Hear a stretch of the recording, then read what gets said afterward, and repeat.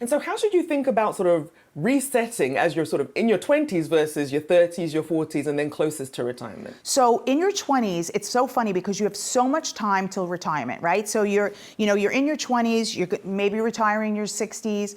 So that's, 40 something years. Start now. It's the best time because you've got all that time to grow your money and you don't even feel it. I remember my stepson said to me when he first got his first paycheck and he said, I can't afford to put in money in my 401k. And I said, you can't afford not to put money in your 401k. I will kill you.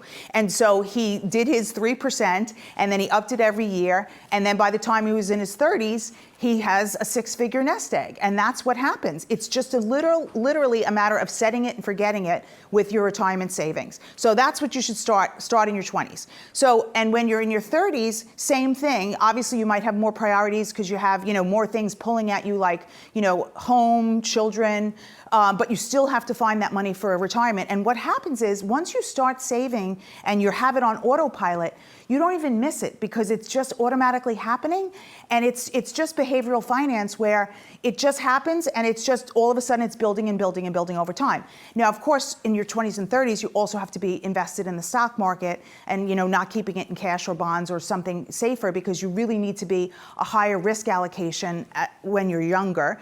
And, as you get older, you kind of just pare it down over time. But it's a great thing. You have 40 years to go to save for retirement. And then you're going to be in retirement for 40 years. So that's what I always tell people. You got 40 years to save for 40 years after. Maybe I should threaten my 9-year-old. Maybe that's the way to get her to start taking her saving more seriously.